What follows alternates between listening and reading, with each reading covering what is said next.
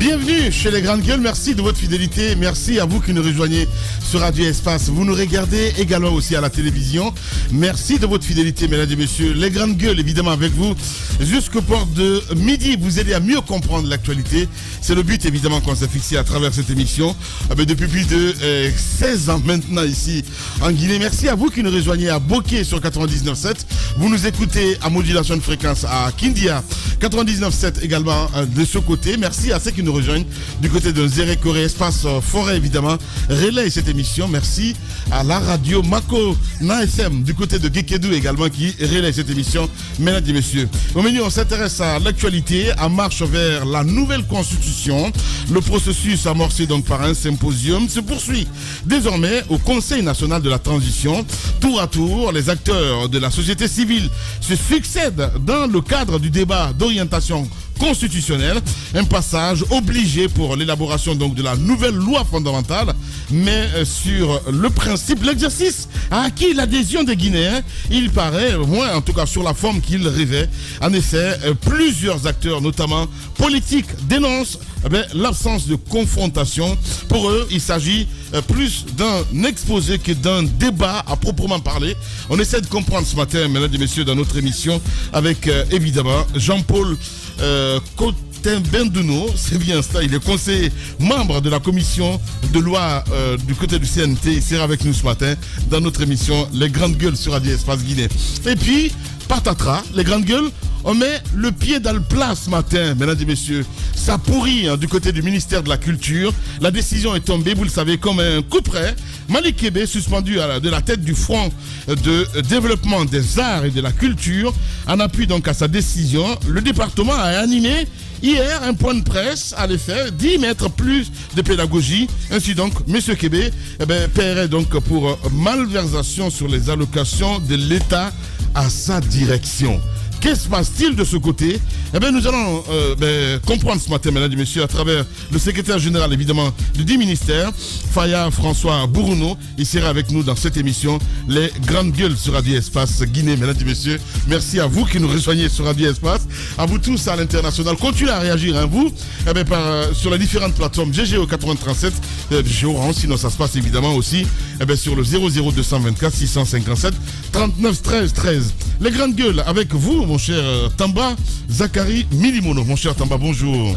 Bonjour David. Voilà. Bonjour à tous. Donc, je suis en train de faire un clin d'œil là. Ouais, à notre médiatrice. Et puis à la médiatrice. Ouais. C'est un peu ma façon de ne pas figurer au résultat du mur. Ouais. Mais bon. Ah, mais je comprends maintenant. C'est pour ça que tous les matins, je la vois ici. Ouais, est-ce que la caméra peut zoomer là-bas, s'il vous plaît? Quand on voit un peu les décors, ce qui est en train de se passer dans ce studio. Ils vont pas faire ça. Ah, mais ça leur a essayé de s'en préféré. Voilà. Non, on l'a perdu là. Voilà, il n'y a pas de problème. Bien. Mon cher Daouda, bonjour et bienvenue. Bonjour Lamine, bonjour. Bonjour à tous. Voilà. Voilà, ça c'est le super voleur. Rien à faire. Allez, on s'intéresse évidemment à l'actualité. Vous le disiez hier, mon cher Daouda Mohamed Kamara, Hadj 2022, des citoyens réclament 351 millions à des cadres du département. Oui, justement, Lamine, comme pour dire que la morale a quitté même les lieux de culte, notamment les églises et les mosquées, et se retrouve maintenant partout. Alors, c'est une histoire de présumée escroquerie dont sont victimes Mariam Kamara, Seydou Kamara, Fanta Diawara, Sekou Chérif, Fanta Kourouma, Makulako Diabaté et Fatoumata Soumaoro. L'histoire remonte à l'année dernière lors du Hajj 2022. Vous savez, bien avant, les versements étaient faits au niveau des agences, mais également au niveau des agences du secrétariat, au sein du secrétariat, mais sa direction qui est chargée de pèlerinage. Alors, l'année dernière, cette équipe de 7 personnes, avant la décision de la présidence de loger désormais les versements au niveau de la Banque centrale, la direction du pèlerinage avait cette charge. En son sein, il y a des cadres qui ont ouvert cette affaire, ce business, qui s'est substitué à l'État. Des cadres du département? Des cadres du département, des cadres du secrétariat. Wow. Du secrétariat, vous allez entendre tout à l'heure leur nom. Ouais. Alors, ils se sont substitués, il faut le dire, au département ou au service qui était chargé de recevoir les versements. Entrer en contact avec Dame Mariam Kamara. Dame Mariam Kamara qui était celle qui portait le groupe des 7. Est rentrée en contact avec Mohamed Kaba, dit Lato. Sur instruction, bien sûr, nous apprendons de M. Bangali Keita, qui était directeur du pèlerinage à l'époque, et de Madame Tal Neoumou Kamara, qui est syndicaliste en service au secrétariat général des affaires religieuses. Alors, ils ont mobilisé des fonds, ils ont mobilisé l'argent, parce qu'à l'époque, d'abord, c'était 40 millions de francs guinéens. Ils ont mobilisé, pas totalement, mais progressivement. Parce qu'il y a Dame Mariam qui se débrouille du côté de Madina. Ouais. Alors, elle a réussi à mobiliser avec les 6 autres un montant de 351 millions. Ok. Comme pour dire que si le paiement était fait, si le paiement était fait intégralement ou avec les moyens qu'il faut, on n'aurait pas 351 millions. Parce que lorsque vous multipliez les 40 millions par 7, vous verrez tout de suite la différence. Comme pour dire que c'est allé petit à petit, parce que les moyens n'étaient pas là. Progressivement. Ouais. Alors, qu'est-ce qui se passe? Ouais. Il se trouve que les 7 ne sont pas les seuls dans le cercle de cette arnaque ou de cette escroquerie. Il y en a d'autres. Qu'est-ce que ces cadres faisaient ou font, si d'ailleurs ils continuent? Ils vous donnent des faux visas. Ok. Ils vous donnent des faux visas et c'est ce qui est arrivé à un premier groupe qui a réussi à être dans l'avion jusqu'à Guéda. Ce premier groupe arrivé a été interpellé du côté de Guéda parce que les autorités saoudiennes ont trouvé que les visas qu'ils portaient étaient des faux visas. Et ça, c'est parti d'ici. Vous avez entendu l'écho à l'époque, l'année dernière, les Guinéens qui ont été arrêtés par rapport aux faux documents qu'ils portaient sur eux. D'autres ont d'ailleurs été rapatriés. C'est en ce moment que le groupe de Dame Mariam Kamara s'est interrogé sur son sort. Qu'en est-il de notre pèlerinage? On leur dit, bon, patientez, parce que le premier groupe qui est parti, il y a eu des interpellations parce que les visas qu'on vous donne sont des visas qui ne sont pas authentiques. Donc, de démarche en démarche, ils n'iront pas au pèlerinage de l'année dernière. Et de cette date, du pèlerinage dernier à celui-ci, les démarches continuent. Il se trouve que le nommé Mohamed Kaba Dilato, puisque l'affaire a été portée devant la justice, le nommé Lato a pris la poudre d'escampette, a disparu. Avec la complicité de qui, on ne sait pas. La justice en est bien informée. Alors, de fil à aiguille, la justice, toujours l'équipe a continué auprès des juridictions afin d'être rétablis dans leurs droits. On leur donne espoir que le pèlerinage prochain, vous aurez la chance d'aller. Et serait même allé jusqu'au secrétariat général des affaires religieuses. Où certains cadres, parce qu'on a essayé de vérifier de ce côté, où certains cadres leur auraient promis de résoudre le problème avec le secrétariat maintenant pour leur permettre d'effectuer le pèlerinage. Mais chose qui n'a pas donné. On a écouté l'audio par exemple de Dame Tal qui dit à l'équipe, à maman Mariam Kamara, ben, là où nous sommes, il faut que vous compreniez que l'argent n'a pas été utilisé. Et de l'autre côté, l'argent a été utilisé, mais l'ATO n'est plus là.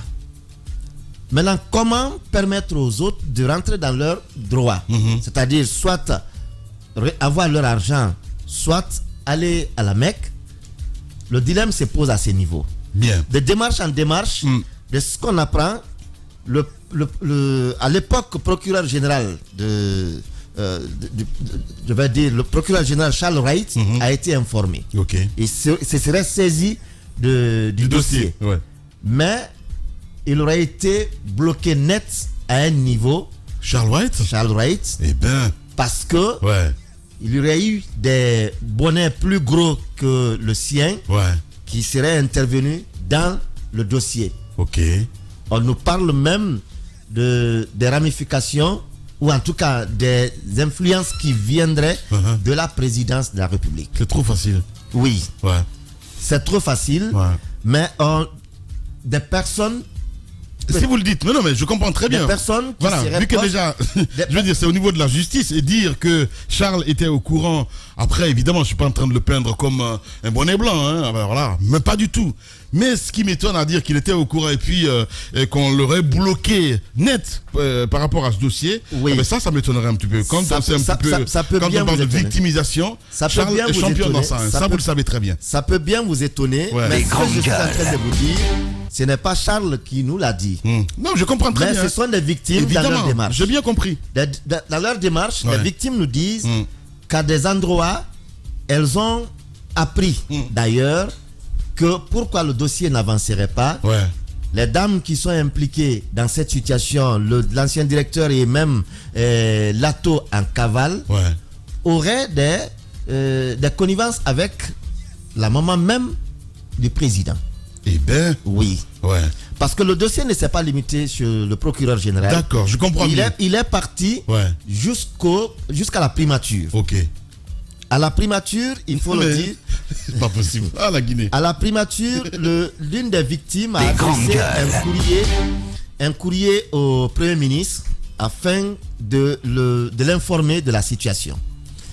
Alors, à ce niveau également, il y a eu des démarches. Le dossier a été confié à un cadre de la primature qui a bien commencé les démarches, qui est rentré en contact avec les différents concernés, mais également, un matin, lui non plus ne répondait plus aux appels. Parce que quelque part, il y a un obstacle auquel lui aussi il s'est retrouvé confronté. Dame Tal, on nous l'apprend. Une décision l'avait condamné. Avait condamné Dame Tal, qui avait été conduite même, je crois, à la DPJ. Alors que les victimes attendaient de savoir quel va être le sort de Dame. Il y avait même un mandat de dépôt. Voilà. En plus de la DPJ, il y avait même un mandat de dépôt à son encontre et de deux autres cadres du département. Des grandes gueules. Alors, à partir de la DPJ, alors que les victimes attendaient qu'elles soient déposées à la maison centrale, à leur grande surprise, la dame continue paisiblement ses activités. Et aujourd'hui, sans être inquiétée. Le plus grave dans cela, pendant que ceux qui ont payé, qui réclament aujourd'hui le paiement de leur argent de 351 millions de francs guinéens, cette dame qui est citée dans cette malversation se trouve aujourd'hui du côté de la Mecque. Et voilà. Ni vu ni connu. Ni vu ni connu. Elle est aujourd'hui, elle passe bien. Et que dit le secrétariat dans tout ça? Le secrétariat, on est rentré hier en contact notamment avec le directeur de cabinet, Jean-Édouard Sagnon. Et il y avait des accusations qui étaient portées contre le secrétariat pour dire qu'il aurait lui-même promis de voir au clair et permettre à ces victimes de pouvoir effectuer leur pèlerinage. Mais il rejette en bloc cette accusation parce que à la question de savoir où ils vont prendre l'argent, le secrétariat va prendre l'argent pour permettre à ces gens de partir. Surtout que ce n'est pas au secrétariat que les montants de voyage sont versés, mais c'est du côté de la Banque centrale désormais. Alors, de démarche en démarche, jusqu'à aujourd'hui, ces victimes ne savent pas à quel sens se vouer. Les convois se suivent désormais pour la Mecque. Eux, depuis la gueule, ils attendent d'être rétablis dans leurs droits. Voilà ce qu'on pouvait dire évidemment. Dans un instant, complément d'infos, mesdames et messieurs, dans les GG. Vous nous regardez à la télévision, merci de votre fidélité, mesdames et messieurs, bienvenue. Si c'est maintenant que vous nous rejoignez dans les grandes gueules sur Radio Espace, je le disais tantôt, voilà, à la une, il faut le dire, on s'intéresse à l'actualité en marche vers la nouvelle constitution. Le processus donc amorcé par un symposium se poursuit désormais au Conseil national de la transition. Tour à tour, les acteurs de la société civile, les acteurs de la société guinéenne se succèdent dans le cadre du débat d'orientation constitutionnelle, un passage obligé pour l'élaboration de la nouvelle constitution, de la nouvelle loi fondamentale. Mais si sur le principe l'exercice a acquis l'adhésion des Guinéens, il paraît moins sur la forme qu'il rêvait. En effet, plusieurs acteurs, donc notamment politiques, dénoncent l'absence de confrontation. Pour eux, il s'agit plus d'un exposé que d'un débat à proprement parler. Mais le CNT s'en défend ce matin dans notre émission avec Jean-Paul Conte-Bendouno, conseiller, membre de la commission des lois du côté du CNT. Il sera avec nous ce matin dans les grandes gueules sur Radio Espace Guinée. La décision est tombée comme un coup près, mesdames et messieurs, du Rififi au ministère de la Culture. Oui, ça pue. Malik Kébé, suspendu donc de la tête du Fonds du développement des arts et de la culture. En appui donc à sa décision, le département a animé hier un point de presse à l'effet d'y mettre plus de pédagogie. Ainsi donc, M. Kébé paierait pour malversation sur les allocations de l'État à sa direction. Faya François Bourouno, secrétaire général donc, du département de la culture, du tourisme et de l'artisanat, il sera avec nous ce matin dans notre émission Les Grandes Gueules sur Radio Espace Guinée. On continue le débat, mon cher Tambat, t'as écouté le compte rendu de notre ami Daouda Mohamed Kamara. C'est une affaire rocambolesque quand même, parce que quand on parle des forces ou des forces invisibles du côté de la présidence, qui ça peut être, mon cher ami? Lamine, écoute, la Guinée quand même, on est très fort, dans ça. Je dis pas que ça ne s'est pas passé, mais vous savez, quand vous êtes désespéré dans une telle situation où de bon droit. Oui, il faut un peu de démocratie par ailleurs, Lamine Guirassi dans ce studio. Voilà. Donc, oui, je dis qu'il faut un peu de démocratie. Tamba continue, s'il te plaît. Très bien. Voilà.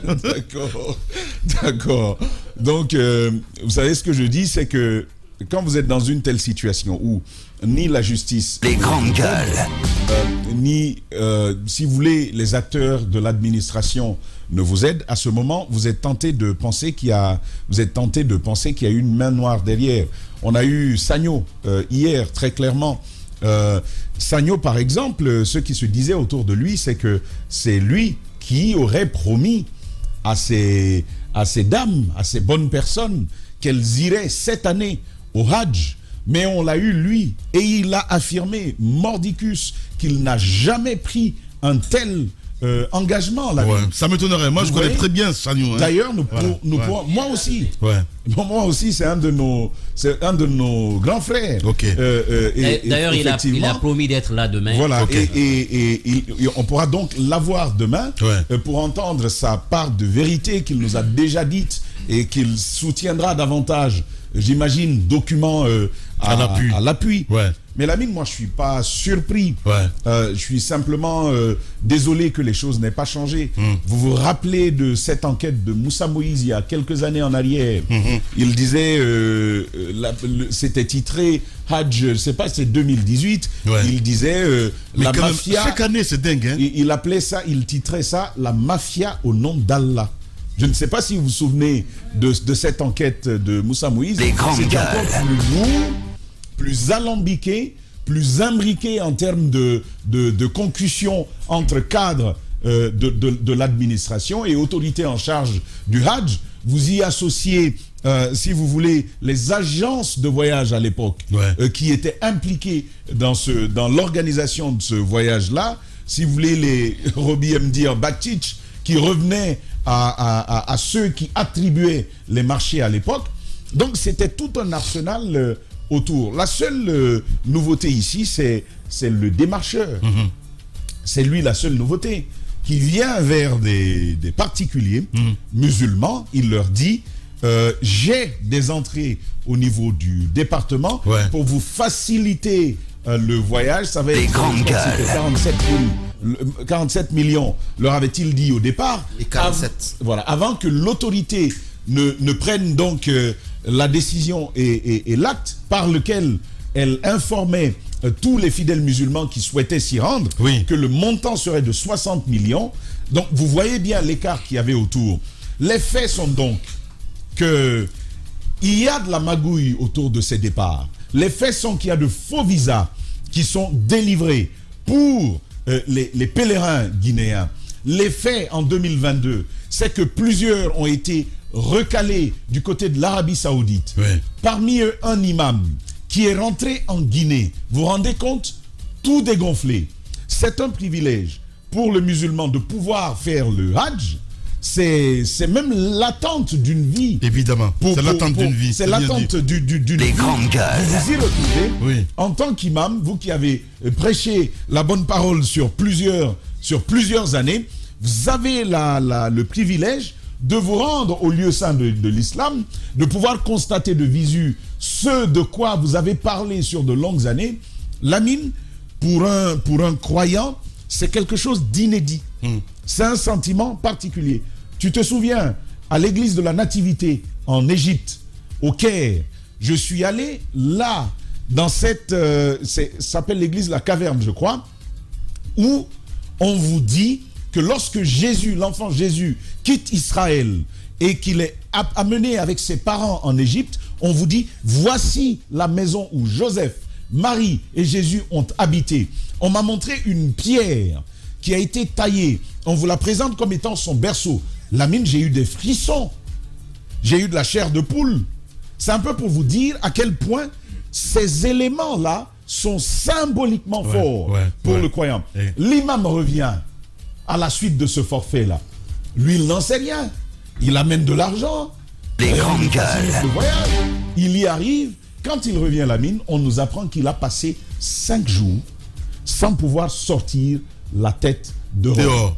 Il est resté enfermé parce que c'est beaucoup de honte, c'est beaucoup de désillusion.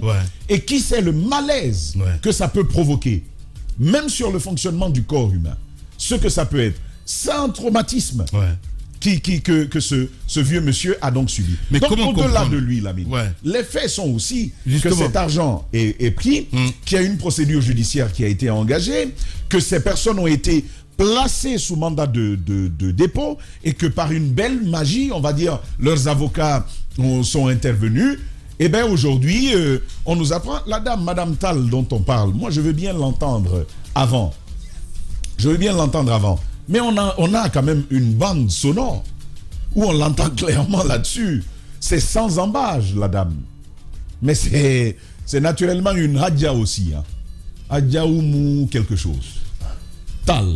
Et donc, semble-t-il, c'est ce qu'on nous apprend, semble-t-il aujourd'hui même au pèlerinage. Lamine les faits, et c'est là toute la gravité des faits, c'est qu'il y a des cadres du département qui ont donc été avec ce démarcheur-là, ils se sont mis d'accord pour organiser ça. Vous vous rendez compte, et le directeur de cabinet viendra demain, il voudra s'en défendre. Mais ce n'est pas excusable qu'il y ait des cadres tapis au département qui prennent de l'argent avec des citoyens qui veulent aller à la Mecque et qui ne leur facilitent pas ce voyage. C'est du département, il faut évidemment, mais non, mais si la personne est encore du côté du département, ça veut dire qu'il y a une complicité, évidemment, du département. Qu'elle y soit. Qu'elle y soit ou plus du tout. Mais on ne peut pas dire qu'elle y soit ou plus du tout. On ne peut pas dire que c'est une complicité passive, sincèrement. Je suis bien d'accord. Qu'elle y soit ou qu'elle n'y soit plus, on ne parle même pas d'elle seule, il y en a d'autres. Qu'ils y soient ou qu'ils n'y soient plus, la première chose, quand des musulmans pèlerins sont arrivés à la Mecque et qu'on les a renvoyés, est-ce qu'on nous a dit à date qui était derrière? Non. Ça, c'est une question que je me pose. Quelles mesures ont été prises? On voudra bien entendre cela demain. Sur ces cas spécifiques. Qu'ils y soient ou qu'ils n'y soient plus, il y a un fait. C'est des cadres répondants du département. En plus des pauvres Guinéens, c'est dingue. À un moment, il faut voir comment réparer cette forfaiture.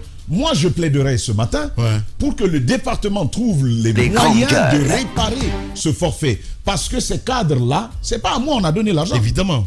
Moi, je suis journaliste. Les grandes gueules. Et on sait que c'est pas à moi qu'on va donner ça. Mais c'est au cadre du département. Ouais. Il y a quand même, quelqu'un doit payer quelque part, quelqu'un doit réparer ce forfait quelque part. Mais en même temps, Lamine, il faut rappeler le principe à nos compatriotes. Il faut rappeler le principe à nos compatriotes. On va au Hajj, il y a une autorité pour ça. C'est-à-dire, les Guinéens, on aime trop s'arranger. Je comprends très bien, en fait. Il y a un moment, soit on se dit, on parle de refondation quand même là, parce que ce qu'on ne touche pas, la plaie qu'on ne touche pas, Daouda a évoqué le nom de Charles White. Ça m'étonnerait. Charles tout bouillant que tu connais. Non, je ne crois pas. Non mais attendez, c'est pas moi qui l'a dit. Voilà. C'est pourquoi je vous ai dit au début que quand on est désespéré et que à la justice, auprès de l'autorité administrative, on n'a pas gain de cause, on peut être amené à se construire une image dans la tête que l'on prend pour la réalité. Je ne pense pas qu'on ait pu dire à Charles, tu arrêtes. Je ne pense pas. Je ne pense pas qu'on ait pu lui dire, arrête sur ce dossier-là. Je ne pense pas. Donc ça c'est une.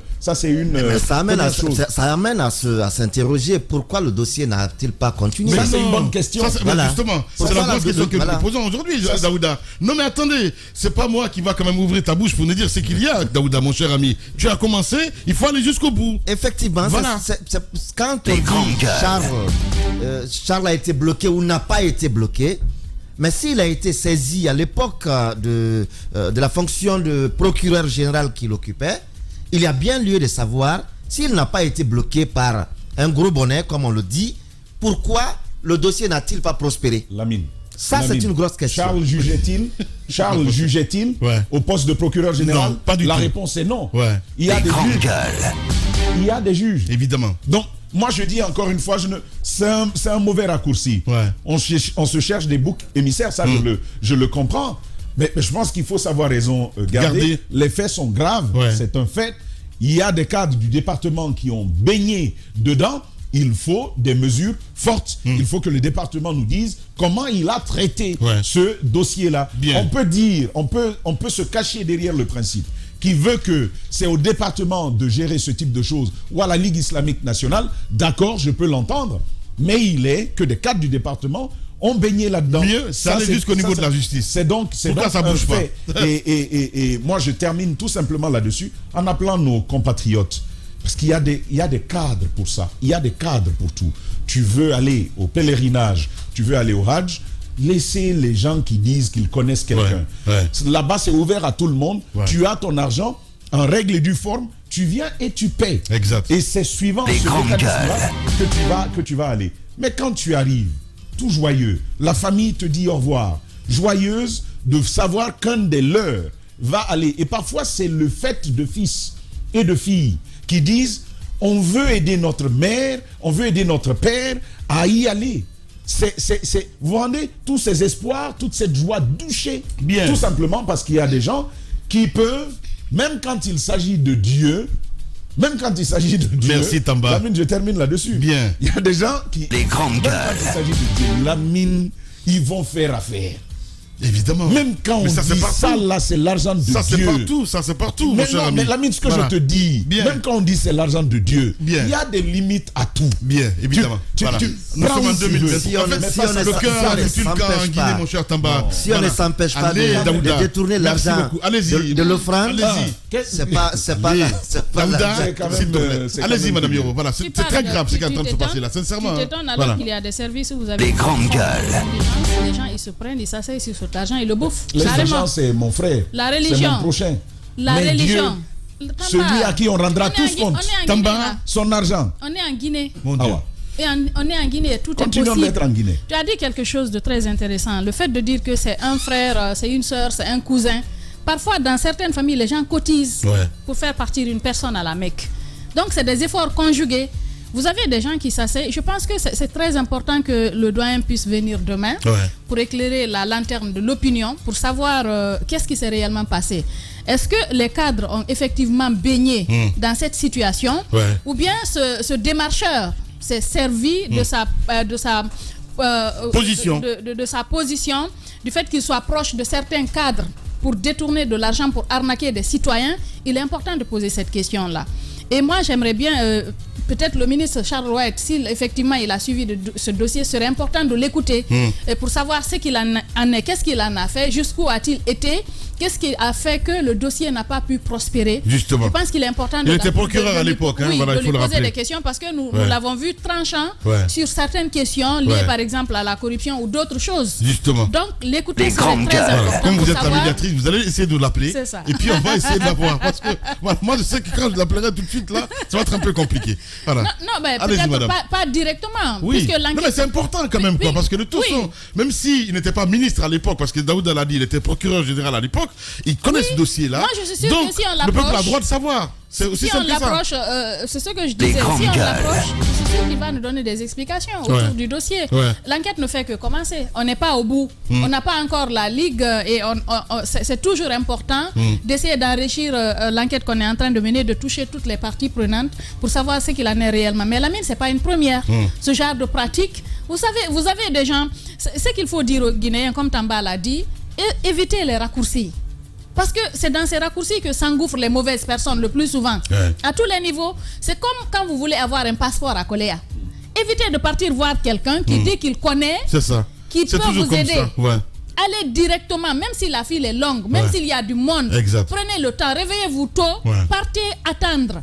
Ces gens qui vous disent là, venez, je vous aide, c'est des escrocs. C'est des arnaqueurs. Ils vont prendre ton argent, ils vont le bouffer. Et puis tu ne peux te plaindre nulle part. Pourquoi? Parce que généralement, quand vous donnez l'argent à ces personnes, c'est que nos concitoyens, quand ils donnent l'argent à ce genre de personnes, il n'y a aucune trace. Il n'y a aucun document. Il n'y a rien qui atteste que tu lui as donné de l'argent. Et imagine, s'il dit que tu ne m'as rien donné, tu ne peux rien faire. Il n'y a aucune poursuite judiciaire possible. Donc, évitons les raccourcis. Partons. Généralement, quand on annonce à l'approche du pèlerinage, on vous indique les lieux où est-ce qu'il faut aller pour avoir les documents, pour payer de l'argent, la banque où il faut verser. Il faut suivre les voies normales pour éviter de se retrouver dans des tracasseries de ce genre. Mais en même temps, il faut qu'on fasse la lumière, qu'on sache ce qui s'est passé. Si effectivement, le droit de savoir. Des cadres, les grandes gueules, qu'ils payent. Mais si c'est un monsieur qui s'est adossé sur les cadres pour faire ce travail, qu'on déniche ce monsieur et qu'il puisse être jugé et condamné. On peut le juger et le condamner par contumace. Il va fuir éternellement son pays. Ben alors, pas du tout. Voilà. Merci beaucoup. Tamba, s'il te plaît. Non, quand quelqu'un fuit pour 350 millions, quelqu'un a fui pour 350 millions, comprenez c'est quel profit.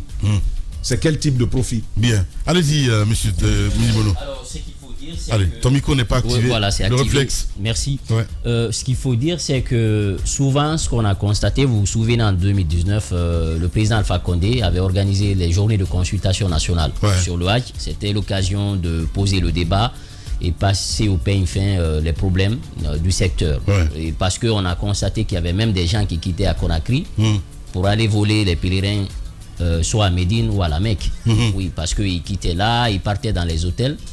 Les gens partaient avec beaucoup de devises pour leurs moyens de subsistance et on constatait qu'il y avait des vols sur place. Donc vous imaginez sur une terre sainte où on dit allez quand osé, même, oui justement incroyable. Ça fait partir un peu. Il y a des voleurs partout. Oui, mais sur ce point là, madame. Sur ce point, sur ce non, point, mais il y a des voleurs partout. sur ce point, c'est extrêmement grave parce que c'est un devoir religieux. Le pèlerinage fait partie de ces devoirs religieux.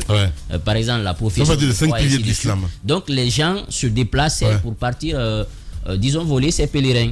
Ceux qui sont à Médine ou quand ils quittent Médine, ils viennent à la Mecque pour les dernières journées avant de passer par l'aéroport de Jeddah et rentrer à Conakry. Donc il y a un dispositif qui est mis en place. Aujourd'hui, qu'est-ce qu'il faut? C'est de renforcer la communication. Sur la question, est-ce que ces 7 personnes vont être remboursées? Je ne pense pas. Parce qu'aujourd'hui, le président Doumbouya lui-même, il a créé un dispositif. Vous ne payez plus l'argent au niveau de la Ligue. Si avant, c'était dans les agences, au niveau de la direction de la Ligue, il fallait passer, parce que c'est là-bas le visa, on l'octroie. Si c'était là-bas, il fallait faire le travail. Aujourd'hui, vous ne pouvez plus verser l'argent à ce niveau. Le versement se fait au niveau de la banque centrale. Lorsque vous partez à la banque centrale, vous déposez les 57 millions.